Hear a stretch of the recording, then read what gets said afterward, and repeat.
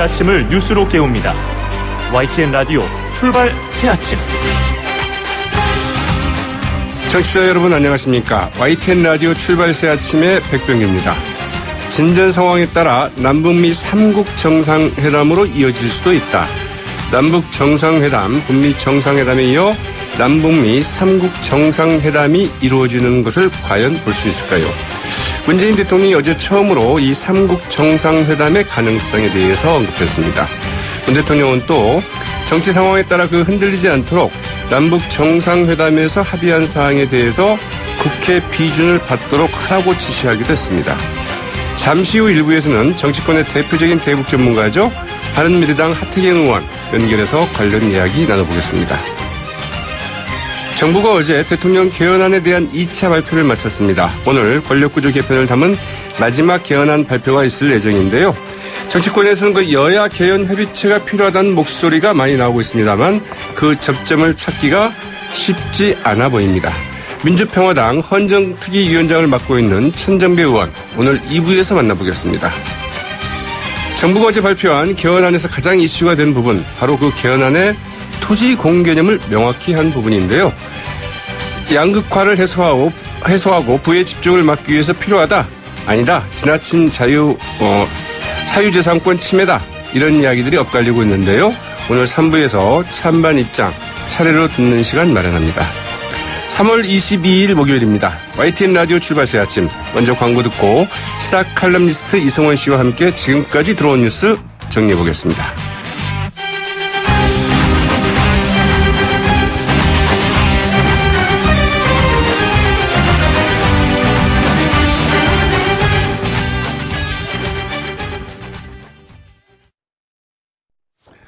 지금까지 들어온 뉴스 이승원 시사 칼럼니스트와 함께 짚어드립니다. 안녕하십니까? 네, 안녕하세요.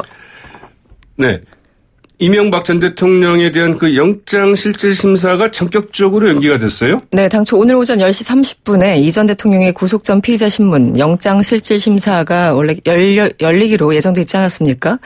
그런데 서울중앙지법은 어제 오후에 신문을 위한 구인의 필요성이 없다는 이유로 검찰이 영장을 반환했다고 설명하고 구인 영장을 재차 발부할지 아니면 변호인과 검사만 출석하는 신문기일을 지정할지 이것도 아니면 신문 절차 없이 서류 심사만으로 구속 여부를 판단할지 결정할 것이라 밝혔습니다. 네. 일단 법원의 설명은 이런 겁니다. 변호인단이 법원과 검찰에 입장을 전달했는데 그 입장이 달랐다는 거예요. 그러게요. 네. 어제 이게 참 이상한 사건인데 변호인단은 한두 시간 간격으로 검찰과 법원에 각각 다른 의견서를 제출했다고 합니다. 일단 법원에는 변호인단만이라도 나가서 심사에 이제 임하겠다 이렇게 얘기를 했고 1시간 뒤쯤에 검찰에 대해서는 이 전 대통령뿐만 아니라 변호인들도 출석하지 않겠다 이렇게 서로 다른 입장을 보낸 겁니다. 네, 그것도 서면으로 보냈다면서요? 그렇습니다. 그러니까 아무래도 이제 보통 영장실질심사에 피의자가 나오지 않기로 하면 구인장이 발부가 되고 실제 발부를 받았는데 이명박 전 대통령에 대해서 구인장을 집행하는 것에 대해서 변호인단이 반발하면서 이런 신경전이 벌어진 것 같아요. 네. 그러면서 이제 한마디로 구인장을 발부하지 말아라, 집행하지 말아라 얘기했고, 검찰 입장에서 어쨌든 영장을 받은 상태였고, 그래서 그 사이에서 신경전이 있었고 결국은 서로 다른 입장을 검찰과 법원에 각각 제출한 그런 상황입니다. 변호인단이 정확했으면 좋겠는데, 네. 어제 이야기한 것도 이 구인장을 집행하지 말아라 검찰에 이렇게 얘기를 했으면 모르겠는데 그게 아니라 발부하지 말아라 이렇게 얘기를 했다고 그러거든요. 근데 원래 법원에서는 영장실질심사가 있으면은 당연히 이제 구인장은 원칙적으로 발부할 수밖에 없는 이런 상황이라고 하던데. 검찰에서도 이거 일단 구인장을 발부받은 다음에라도 그것을 집행하려고 하지 않았다고 합니다. 그렇죠. 네, 그냥 어쨌든 전직 대통령이니까 예우 차원 혹은 경호 차원에서 자택에 머물도록 할 생각이었는데 왜냐하면 일반적으로 다른 사람 같은 경우는 경찰이나 검찰 등에 대기하는 대기소가 있습니다. 거기서 이제 법원이 지정하는 곳에서 있어야 되는 건데 어제 검찰은 굳이 그렇게 하려 하지 않았었고 그럼에도 불구하고 지금 변호인단이 일종의 신경전을 벌이고 있는 것 같아서 참 좀 납득하기 어려운 상황이 아닌가 싶습니다. 네. 일부러 자꾸 자꾸 뭐 시비거리 다툼의 소지를 그러니까요. 만드는 게 아닌가 싶기도 하고 말이죠. 그리고 원래 이렇게 영장실질심사라는 거는 그 피의자에게 소명의 기회를 주겠다라는 그러게요. 그런 좋은 취지로 만들어낸 건데 그래서 보통 불출석하는 경우는 그 다툼의 여지 없이 모든 혐의를 인정한다는 그런 의미입니다. 그런데 네. 이명박 전 대통령은 지금 다른 개념에서 불출석을 얘기를 하고 있는 거죠. 청와대가 어제는 대통령 개헌안의 그 총괄과 경제 민주화 분야 또 뭐 지방분과 관련한 사항을 발표를 했죠. 그렇습니다. 헌법 전문가 기본권에 이어서 어제는 경제, 총강 이런 내용이 줄을 이뤘습니다. 일단 개헌안에는 수도 조항이 신설됐고요. 사회적 불평등 심화 문제를 해소한다는 차원에서 토지 공개념이 헌법 총강에 명시됐습니다. 그리고 지방정부 구성에 자주권을 부여하고 자치 행정과 입법권 등을 크게 강화하는 자치분권 국가를 지향한다는 점도 함께 명시했습니다. 네. 또 상생 개념을 추가해서 기존의 경제민주화 조항을 한층 강화했습니다. 일단 여러 가지 눈길을 끌고 있지만 일단 수도 조항이 그렇습니다. 기억하시겠지만 노무현 정부가 추진했던 행정수도 이전 문제. 네. 당시 헌재에서 대한민국의 수도가 서울이라는 건 관습헌법이다 이런 논리로 이 행정수도 이전에 제동을 건 바가 있지 않았습니까? 그런데 이번에 헌법의 수도를 법률로 정한다고 명시하게 되면 이런 관습헌법의 제약에서 벗어나게 됩니다. 네. 지금 대통령 개헌안에 대한 이 설명 브리핑에 대해서 각 지역들에서 그 반응이 뜨겁다고 그래요. 그렇습니다. 네, 네. 헌법 전문 때문에 뭐 전남 지역, 광주 전남 지역은 물론이고 또 네, 그 부마 항쟁이 또 들어가지 않습니까? 그렇습니다. 그러다 전문에는. 보니까 부산과 이제 경남 지역에서도 네. 이건 좀 바람직하다. 그리고 이번에 이제 또 이거는 이 수도 문제는 또 이제 세종, 충남 지역, 충청 지역에서 그렇죠. 아주 지역별로 골고루 반응이 있는 거죠. 네. 자유한국당이 이런 부분도 좀 잘 챙겨야 될 것 같기도 한데 말이죠. 그렇습니다. 그러나 이제 그 토지 공개념을 두고는 상당히 좀 논란이 예상되고 있죠. 일단 토지 공개념 이 용어가 주는 여러 가지 의미가 있는데 여기에 네. 대해서 그냥 그 무의식적으로 반발하시는 분들도 있고 아니면 찬성하시는 분들도 있고 그렇습니다. 적지 않죠. 네. 굉장히 찬반 논란이 가열되고 있는 상황인데요. 일단 어제 조국 민정수석이 직접 브리핑을 했습니다. 이런 얘기를 했는데요. 현행 헌법에서도 해석상의 토지 공개념이 인정되고 있다. 하지만 택지 소유 상한에 관한 법률은 위헌 판결을 받았고 네. 토지 초과 이득세법은 헌법 불합치 판결을 받았고 또 개발 이익 환수법은 끊임없이 공격을 받고 있는 상황이다. 이렇게 설명을 했습니다. 네. 그렇기 때문에 지금 토지 공개념 이 상황 제한된 자원인 토지의 공공성과 합리적 사용을 위해서 제한을 가할 수 있다라는 그런 의미에서 토지 공개념을 이 개헌안에 삽입하는 것은 불가피하다 이런 설명을 하고 있습니다. 네. 네.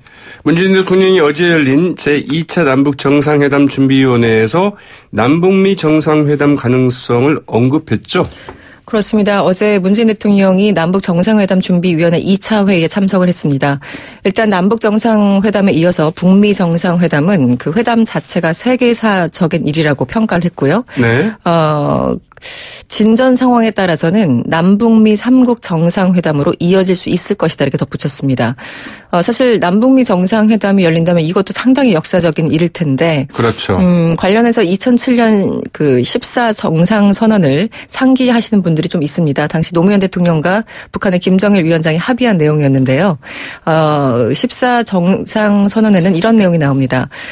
항구적인 평화체계를 구축해 나가는데 인식을 같이 하고 직접 관련된 3자 또는 4자 정상들이 한반도 지역에서 만나 네. 종전을 선언하는 문제를 추진하기 위해 협력해 나가기로 했다라고 합의를 했는데 아무래도 문재인 대통령이 이 합의 내용, 그러니까 한마디로 당시의 약속을 복원한다는 의미에서 이런 얘기를 한 것이 아닌가 이런 해석들도 나오고 있습니다. 네. 2007년 남북 정상 합의에 이런 내용이 이미 포함되어 있었군요. 그렇습니다. 여기서 그 4자 정상회담 하면 이거는 이제 그 중국까지 포함하는 중국까지 거겠죠. 포함하는 거고요. 네. 3자는 남북, 미 이렇게 되는데 정전 그 협정을 체결할 당시에는 어쨌든 우리 남한 측이 직접 당사자는 아니었기 때문에 여러 가지 논란이 있었는데 네. 당시 좀 정리했다는 데 의미가 있었습니다. 일본 교도통신이 어제 5월 초에 도쿄에서 한중일 정상회담 개최에 대해서 큰 틀에 대해서 합의했다. 이렇게 보도를 했는데 청와대가 이를 확인해 줬죠. 그렇습니다. 청와대 핵심 관계자가 어제 기자들을 만났는데요. 한중일 정상회담 개최 시기를 5월 초로 해서 추진 중인 것은 맞다고 얘기를 했습니다. 다만 구체적인 날짜를 아직 결정하지를 못했는데 일단 그 문재인 대통령 취임 1주년 행사를 비롯해서 여러 가지 좀 고려할 것이 있다고 했기 때문에 네. 아마도 하긴 할 텐데 언제인지 시기는 좀 조절을 해야 될 것 같습니다. 네. 네. 오늘 말씀 감사합니다. 네, 고맙습니다. 네, 지금까지 이성원 시사칼럼니스트였습니다.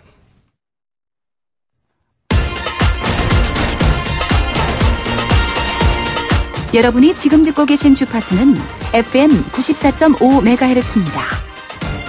YTN 뉴스 FM.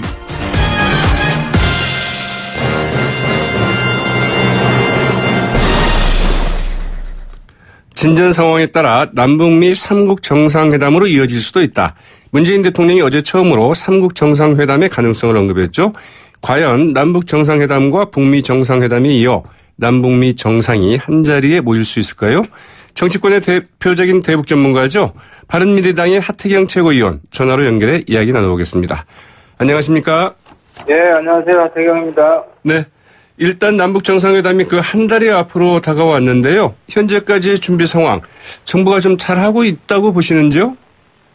예, 한 90% 이상은 잘하고 있는데요. 네. 옥의 티가 좀 있는 것 같습니다. 아, 그래요? 어떤 예, 분들이 이게 뭐냐면 이제 네.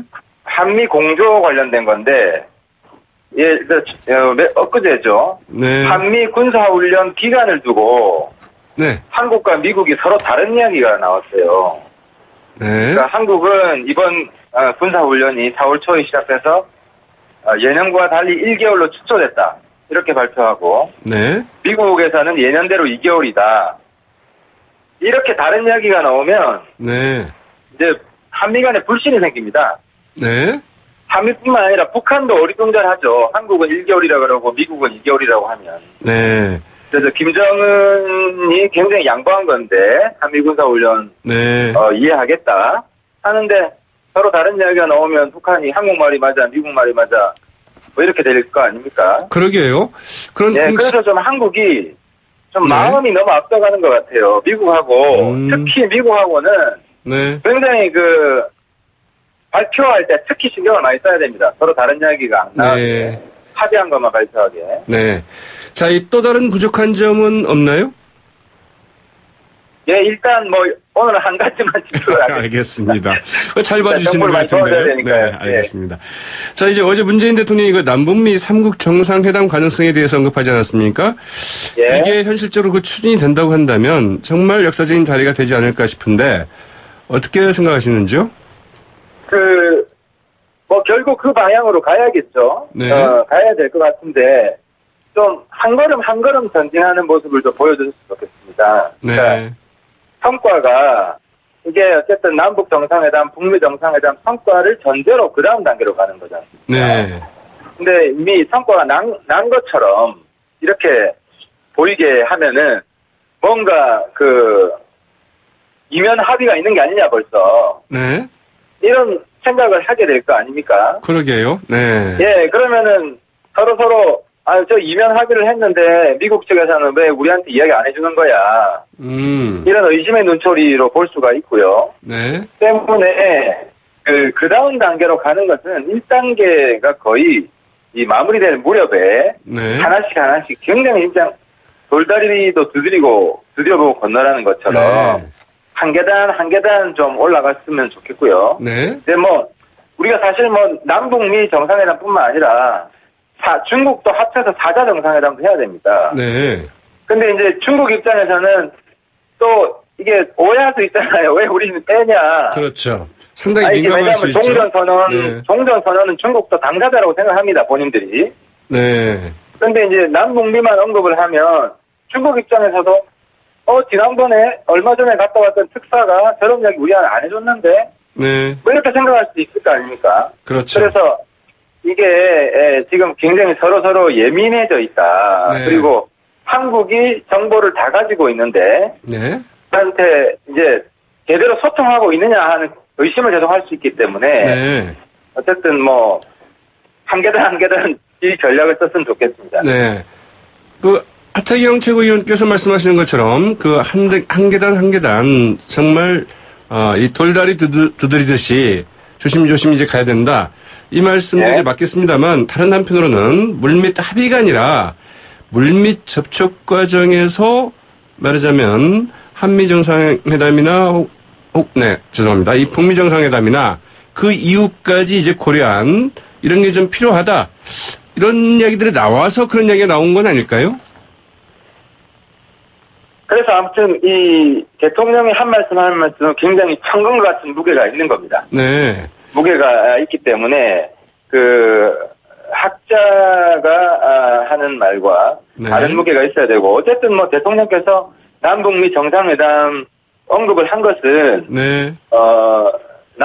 적어도 남북 간에는 상당한 정도의 어떤 공감대가 형성되었다는 걸 암시하는 겁니다. 네, 알겠습니다. 그러면 이제 언론도 그렇고 국제사회도 그렇고 어디까지 진전이 됐냐라고 그렇죠. 지금 계속 캐내고 싶을 거 아닙니까? 궁금해할 수 있죠. 네. 예, 그러니까 계속 어디까지 됐길래 저 이야기까지 나오냐. 네. 때문에 물론 뭐 진전이 많이 됐으면 좋은 겁니다만 아직 공식 발표가 된 것이 아니기 때문에 네. 이제 그런 차원에서 정부가 좀 더 조심했으면 좋겠다 하는 겁니다. 네, 어떻습니까? 어떻든 이제 그 전개되는 걸 좀 봐야겠습니다만 이 남북미 정상회담이 올해 안에 열릴 가능성 어느 정도나 있다고 보시는지요? 그러니까 지금 미국이 아직 그 전열 정비가 안 돼 있잖아요. 그렇죠. 네. 국무장관이 지금 해고되고 네. 새 국무장관이 아직 확정이 안 됐고 또 저 백악관 우리로서 안보수석이죠. 네. 안보실장이 지금 또 해고될지 모른다, 네. 잘릴지도 모른다 이런 상황 아닙니까? 네. 때문에 미국의 이거 지금 공식적으로 소통할 파트너 부재 상태입니다. 네. 네, 그래서 우리가 막 진도를 나가다 보면 네. 이제 미국 내에서 또 매파가 있고 뭐 온건파가 있을 수 있지 않습니까? 네. 그래서 남북미 정상회담 이렇게까지 진도 나가는 거는 지금 북미 정상회담도 뭐 잘 될 거라고 저도 봅니다만은 네. 또 이게 항상 리스크가 장애물이 있을 수 있기 때문에 그래서 더욱더 좀 신중하게 가야 된다는 거죠. 네. 문재인 대통령이 어제 남북미 정상회담에 대해서 얘기하면서 이런 이야기를 했어요.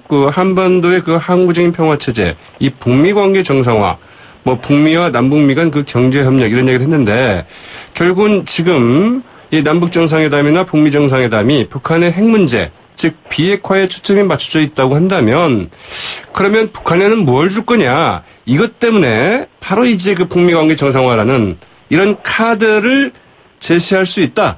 이런 이야기를 하고 싶었던 건 아닐까요? 북한이 원하는 체제 보장, 네. 비핵화 대신에 체제 보장을 해달라. 그러니까 체제 보장이 사실 굉장히 애매한 이야기잖아요. 그렇죠. 네. 네, 그래서 혹자는 이게 보수 쪽에서는 주한미군 철수다. 이렇게 말하는 사람도 있고, 네. 또 어떤 사람은 현금 지원이다.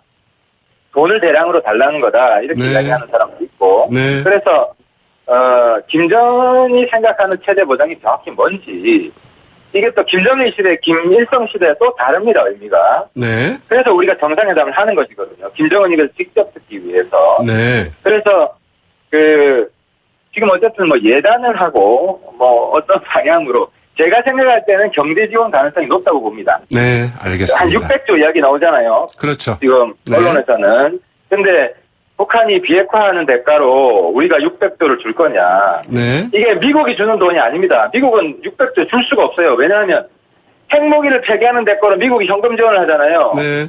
그러면 경제적으로 어려운 나라 다 핵무기 개발합니다. 그렇죠. 핵무기 개발했다 포기하면 돈 주니까. 그리고 전에 캐도 할 때도 다 우리가 부담했었잖아요. 그래서 네. 똑같습니다. 이게 그러니까 북한이 요구하는 재정 지원은 네. 다 한국이 떠나요. 알겠습니다. 그래서 600조, 이거 불가능합니다. 네. 그래서 아무튼 지금은 나오는 이야기들 너무 신경 쓰지 말고 네. 김정은과 만난 뒤에 하나하나씩 진행시킬 필요가 있습니다. 문재인 대통령이 어제 이런 이야기도 했습니다. 4월 말 개최될 남북 정상회담에서 합의된 내용을 좀 제도화해야 된다. 그러자면 국회 비준을 좀 받을 수 있도록 해야 된다. 이렇게 얘기를 했거든요. 국회는 전폭적으로 지원해야 됩니다. 네.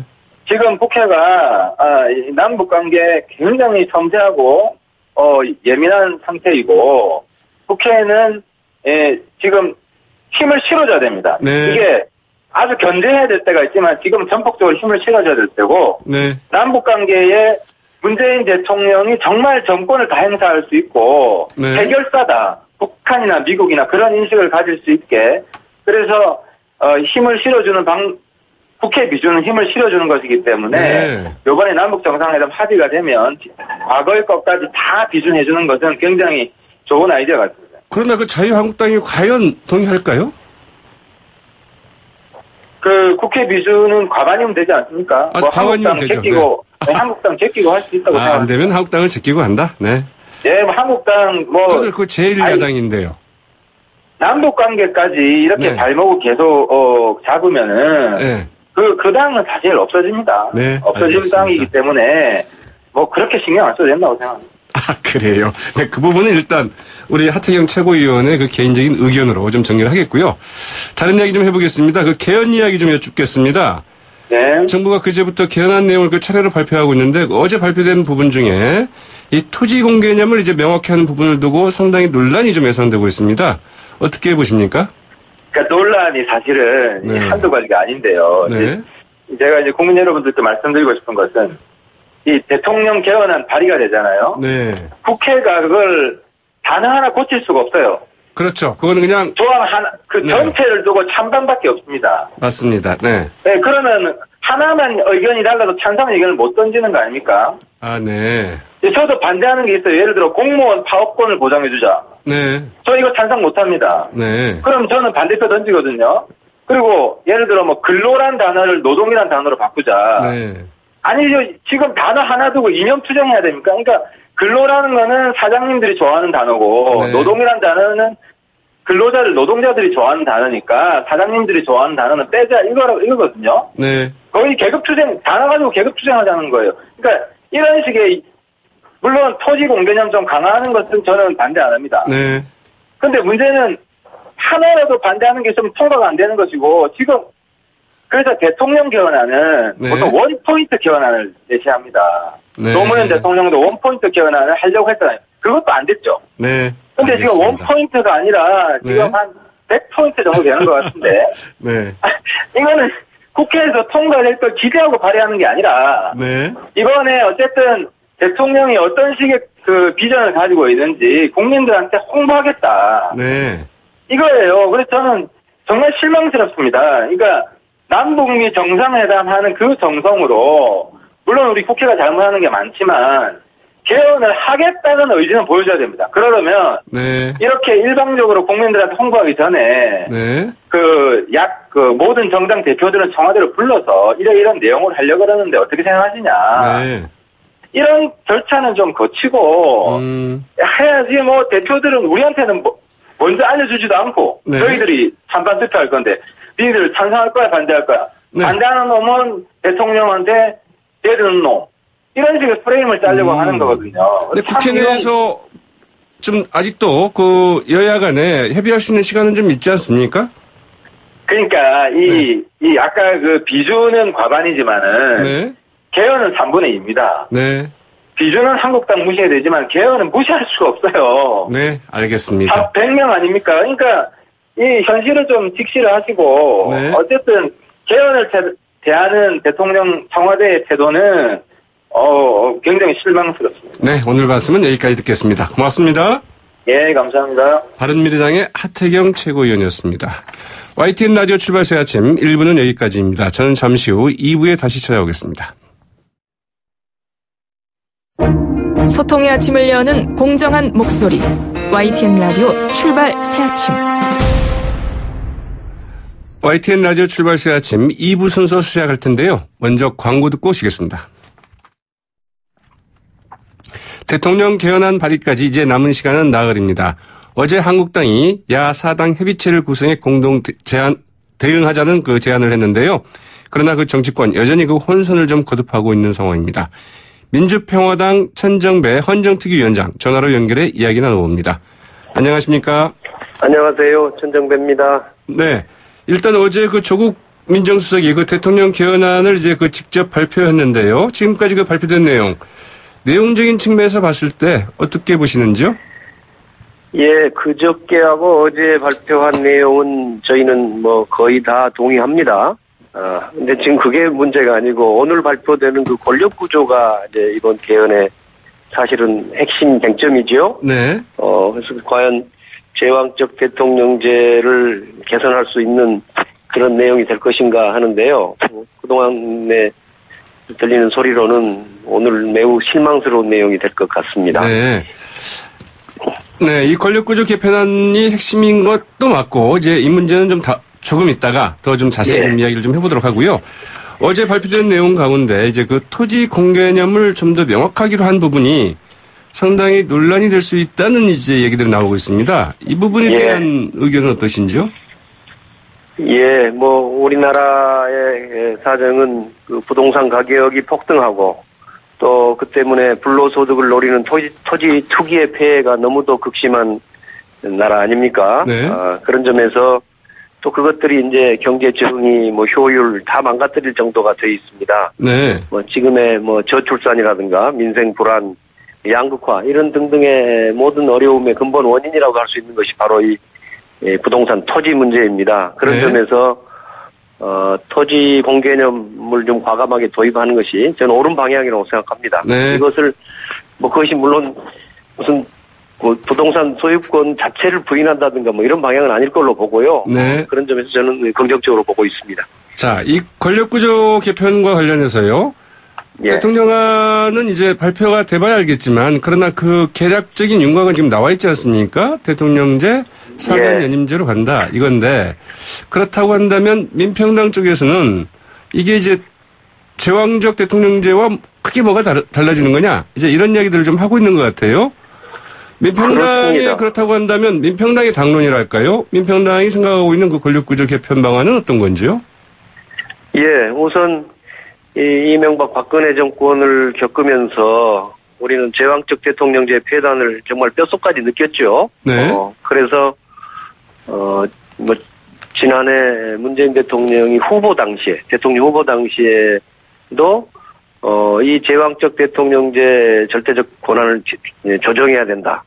이런 말씀을 하셨단 말이에요. 네. 그래서 사실은 분권형 대통령제를 하자 하는 것은 분권형 권력구조를 가지자 하는 것은 저는 국민적 합의이고 사실은 대통령께서도 약속하신 바라고 생각합니다. 네. 그런데 지금 들려오는 이야기는 전혀 그러니까 4년 연임제만 도입할 뿐이지 대통령 권한을 분산시키는 어떤 노력도 없다고 저희는 알고 있는데요. 정말로 실망스럽습니다. 그래서 저희는 평화민주당은 헌정특위 차원에서 이미 지난달에 2월달에 국회가 총리를 추천하는 제도, 총리 추천제를 내놓았습니다. 네. 저희로서도 고심을 많이 한 건데요. 저는 우리가 이제 내각제로 가는 것이 옳다고 생각하는 사람입니다. 유럽 선진국들이 그렇고 전 세계적으로도 선진국들은 다 그렇게 하고 있는데요. 그러나 이제 청와대와 대통령 또 여당의 입장도 고려하고 또 국민들도 아직은 대통령제를 선호한다. 많은 국민들이 선호하고 있지 않습니까? 네. 이런 점들을 두루두루 저희가 고려해서 그 최소한도의 대통령제를 유지하되 그에 대한 최소한도의 권력 분산을 위해서 이제 총리 추천제를 내놓은 겁니다. 네. 그래서 적어도 이 총리 추천제 정도를 받아야만이 이번 개헌도 이루어질 가능성도 있고 또 그동안 문재인 대통령께서 스스로 약속하신 제왕적 대통령제 권한 조정에도 맞는 것이라고 생각합니다. 네. 말씀하신 그 총리 추천제는 정의당의 심상정 전 대표가 이야기하고 있는 이 총리 추천제와 크게 다르지 않은 거죠? 그런 걸로 보입니다. 네. 저희가 정의당 쪽하고 미리 상의해 본 일이 전혀 없어요. 그러면 일단 그 민평당과 정의당 쪽은 이 총리 추천제다 이렇게 정리를 해도 되겠군요. 그렇습니다. 네. 그러면 이제 그 자유한국당과 이 바른미래당이 문제인데, 자, 그 어제 한국당에서 그 여당 빼고 일단 그 야사당의 그 협의체를 구성하자 이렇게 제안했어요? 그것도 비현실적이라고 생각합니다. 네. 지금 개헌은 국회 3분의 2 이상이 찬성해야 되지 않습니까? 그렇죠. 그 이야기는 자유한국당의 일부까지 찬성을 해야 되는 겁니다. 다른 모든 당이 다 찬성한다 하더라도요. 그러니까 개헌에 관한 한 자유한국당을 우리가 배제할 수가 없습니다. 네. 근데 마찬가지로 민주당, 여당을 배제하고 나머지 당으로도 개헌은 안 되는 거거든요. 네. 그러니까 그러니까 야당끼리만 협의하자 하는 것도 그건 비현실적인 것이고요. 그건 안 맞는 거고. 그렇다고 청와대가 발의해서 일방적으로 밀어붙인 것은 더더욱 문제가 있는 네. 거지요. 그래서 그만큼 개헌이 어렵습니다. 그래서 네. 개헌은 여야, 특히 청와대가 주도적이고 선도적으로 그 끝장 협상에 나서야 되는 것이지. 네. 이거를 일방적으로 뭐 개헌안을 발의하는 식의 그 주도성, 이것은 뭐 될 개헌도 안 되게 지금 만드는 거지요. 그러게요. 그래서 이제 이게 정말 어려운 건데, 이제 다들 내 탓이다. 이제 이렇게 이야기하고 있는 거 아니겠습니까? 나의 탓이 아니라 너의 탓이다. 이제 이래서 문제가 되고 있는 건데, 예. 어떻게 해야 될까요? 그래서 지금 말씀을 드리는 겁니다. 우선 첫째는 청와대와 여야 모든 정당이 끝까지 그 끝장 협상을 해야 합니다. 네. 그래서 타협을 이뤄내야 되지요. 그렇지 않으면은 가망이 없어요. 네. 근데 우선 이제 순서를 보면 먼저 청와대와 민주당이 달라져야 되지요. 네. 우선 26일 개헌안 발의한다는데 그 대통령 발의한다는데 우선 그거를 유보해야 합니다. 그거 그만둬야 되고요. 오히려 그때까지 끝장 협의를 선도해야 되지요. 네. 그런데 전혀 그렇지 않은 것 같습니다.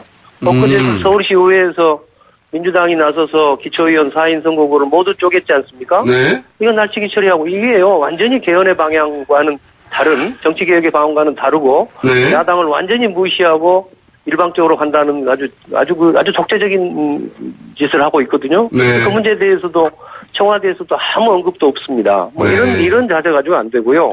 그래서 저는 대통령이 개헌안을 발의하실 게 아니라 우선 청와대 참모들 여당 지도부를 독려해 가면서 네. 야당과 개헌을 이루기 위한 협상에 선도적이고 주도적으로 나서 주시라. 이것이 저는 답이라고 보는데요. 네. 대통령께서 이제 또 더구나 이제 외국 나가시지 않아요? 며칠간. 그렇죠. 그동안에 대통령은 부재 중이시더라도 청와대 참모들이나 그 여당의 지도부가 오히려 이 점에 나와서 어떻게 하든지 이 야당과 타협을 해야 합니다. 네. 그리고 이 점에 관해서 제가 하나 더 붙이고 싶은 네. 것은요. 지금처럼 그냥 뭐 대통령 4년 연임제다 이런 그 권력 구조를 내 가지고서는 안 됩니다. 네. 적어도 최소한도의 그러니까 분권형 권력 분산을 하겠다는 그런 각오를 해야 되고요. 그것이 이제 저희가 보기에는 그 총리 추천제지요. 뭐 그런 네. 정도의 적어도 안은 내놓으면서 이야기를 해야 아마 자유한국당까지도 설득할 수 있다고 생각합니다. 문재인 대통령과 청와대에서는 여야가 합의만 한다고 한다면 언제라도 그 대통령 개헌안은 철회를 할 수 있다 이런 입장이지 않습니까? 결국은 이제 국회에서의 협의와 합의가 문제인데 말이죠. 맞는 말씀인데요. 네. 사실은 좀 유체이탈 화법입니다. 네. 대통령이 국회를 상대로 너희들끼리 해봐라 하는데요. 사실은 국회에 가장 큰 영향력을 가진 분이 대통령입니다. 네. 그게 현실 아닙니까? 네. 대통령이 지금 우리나라에서 가장 국민들의 지지도 많이 얻고 있고 또 더구나 국회 여당, 민주당이 사실은 대통령이 그 당의 지도자 아닙니까? 네. 그래서 저는 민주당, 여당의 지도자들을 독려해 가면서 이걸 협상을 하도록 해야 되는 것이지. 네. 대통령은 국회 책임이다. 또는 더 나아가서 앞으로 아마 야당 책임이다 하고 밀어붙일지 모르겠습니다만은 네. 그런 방식의 태도를 취해서는요. 그게 모르겠어요. 폼은 날지 모르지만 네. 개헌이 될 리가 없지 않습니까? 될 네. 일도 안 되게 지금 만들고 있는 거지요. 유체 이탈 화법이다 이렇게 말씀을 하시는데 자 그렇다고 한다면 거기서 가장 중요한 게 지금 여당의 역할일 텐데요. 예. 여당이 거의 뭐라고 할까요? 이 여당이 좀 여지를 갖고 뭔가 좀 이렇게 좀 해보자 이런 모습을 보이고 있는 것 같지는 않은 것 같아요. 그럼요. 여당의 책임이 큽니다. 민주당이요. 네. 지난 현재 국회 그 개헌 특위가 만들어진 것이 1년이 넘었지 않습니까? 네.